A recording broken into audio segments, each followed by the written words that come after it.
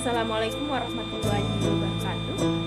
Perkenalkan, nama saya Nurmainate NIM H031834 dari kelas pendidikan biologi C angkatan 2018. Assalamualaikum warahmatullahi wabarakatuh. Baiklah, hari ini kita akan belajar tentang ruang lingkup biologi. Kesempatan kali ini kita akan belajar tentang ruang lingkup biologi untuk di semester pertama kelas 10 MIPA. Oke, baik. Ruang lingkup biologi. Nah, biologi berasal dari bahasa Yunani, yaitu bios yang berarti hidup, dan logos itu ilmu. Nah, jadi jika disimpulkan berarti biologi adalah ilmu yang mempelajari tentang makhluk hidup. Nah, di makhluk hidup itu mempunyai yang namanya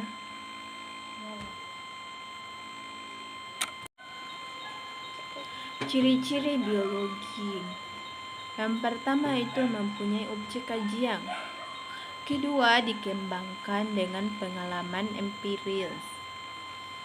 Nah, yang dimaksud dengan pengalaman empiris yaitu pengalaman nyata.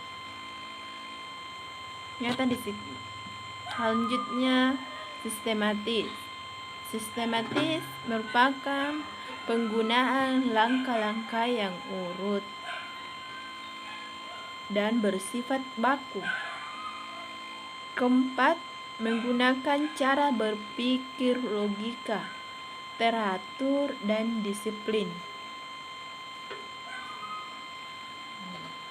Dan hasil kajian pada biologi bersifat objektif. Ada yang tahu apa itu bersifat objektif? Bersifat objektif selalu memihak kebenaran ilmu. Dan ciri-ciri yang terakhir yaitu teorinya yang dihasilkan berlaku umum.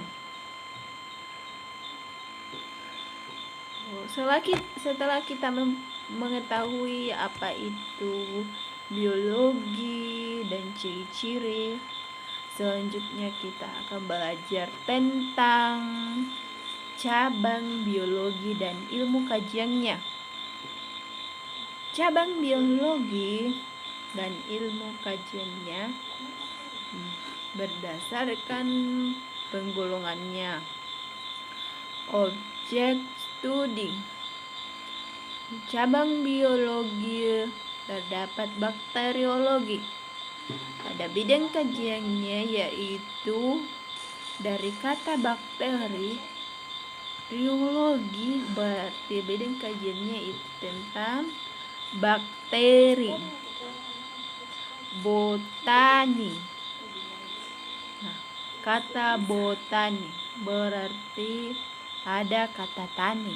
Nah, di tani apa yang ditanam? Tanaman. Di cabang biologi botani, bidang kajiannya berarti tumbuhan atau tanaman. Oke. Lanjut. Cabang biologi entomologi. Bidang kajian entomologi, ada yang pernah dengar entomologi? Karena belum pernah ada yang dengar, baru kali ini di entomologi, berarti saya kasih tahu bahwa entomologi bidang kajiannya itu tentang serangga. Selanjutnya fikologi. Nah, bidang kajian fikologi berarti ganggang. Mikologi, bidang kajiannya itu jamur. Paleontologi yaitu fosil-fosil. Parasitologi bidang kajiannya itu parasit serta ada yang mempengaruhinya. Virologi, berarti tentang virus. Oke. Virologi berarti bidang kajiannya adalah virus. Oke, baik. Selanjutnya yang terakhir yaitu bidang kajian tentang zoologi. Cabang biologi bidang kajian zoologi yaitu hewan. Berdasarkan golongan tingkat organisasi, cabang biologi terdiri atas 6. Yang pertama itu anatomi. Kalau kita mempelajari tentang anatomi, berarti kita mempelajari tentang bagian-bagian dalam makhluk hidup. Apa yang tahu apa itu bagian-bagian dalam makhluk hidup? Baik, saya akan kasih tahu. Lengkapnya yaitu anatomi adalah struktur dalam tubuh makhluk hidup. Kemudian biologi molekuler, penyusun tubuh makhluk hidup tingkat molekuler. Histologi merupakan susunan dan fungsi jaringan tubuh makhluk hidup. Morfologi, kalau di makhluk hidup kita mempelajari tentang morfologi, berarti kita mempelajari tentang bagian-bagian luar makhluk hidup. Di bagian-bagian luar makhluk hidup terdiri atas susunan dan fungsi-fungsi jaringan tubuh makhluk hidup. Selanjutnya itu cabang biologi yang kelima, organologi. Organologi berarti terdiri atas kata pertama apa? Organ. Organologi berarti mempelajari tentang organ-organ. Organologi mempelajari tentang organ dan alat-alat tubuh makhluk hidup. Selanjutnya yang terakhir adalah ada yang tahu yang terakhir? Yang terakhir itu sitologi.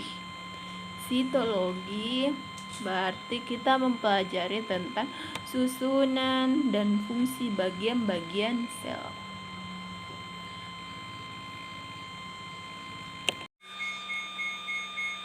Selanjutnya kita memasuki tentang penggolongan dasar pada biologi yang mempunyai cabang biologi. Penggolongan dasar biologi pada persoalan atau tema pokok terdiri atas cabang biologi ekologi, evolusi, fisiologi, genetika, imunologi, dan patologi, serta taksonomi. Oke, saya ulang bahwa cabang dari tema pokok yaitu ekologi.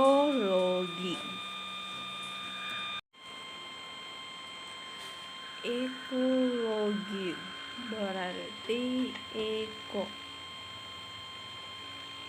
yaitu hubungan timbal balik antara makhluk hidup dengan lingkungannya. Eko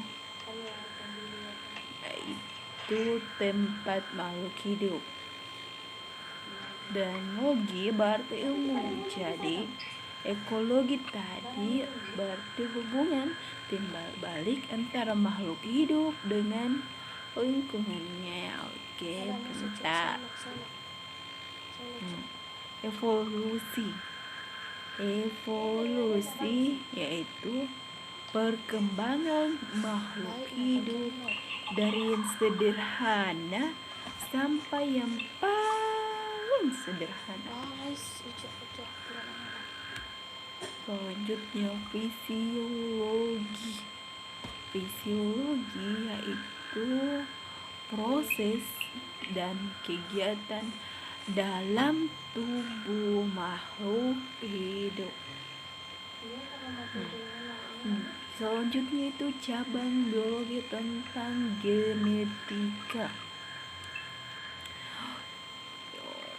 yang berasal dari kata gen, berarti genetika yaitu cara pewarisan sifat. Cara pewarisan sifat berarti cara pewarisan makhluk hidup pada keturunannya. Imunologi. Imun berarti berkaitan tentang kesehatan. Imunologi berarti sistem kekebalan tubuh, atau di kesehatan menyebutkan bahwa sistem imun. Pernah dengar imun? Ya pernah, yaitu di posyandu. Berarti kata orang menyebutkan imunisasi. Selanjutnya tentang patologi. Bidang kajiannya itu tentang perihal berbagai jenis penyakit. Selanjutnya itu tentang cabang biologi taksonomi, yaitu penggolongan makhluk hidup. Untuk materi pertama kali ini yaitu tentang ruang lingkup biologi sudah cukup. Jika ada pertanyaan bisa disampaikan di grup. Kemudian jangan lupa isikan nama di grup sebagai absen.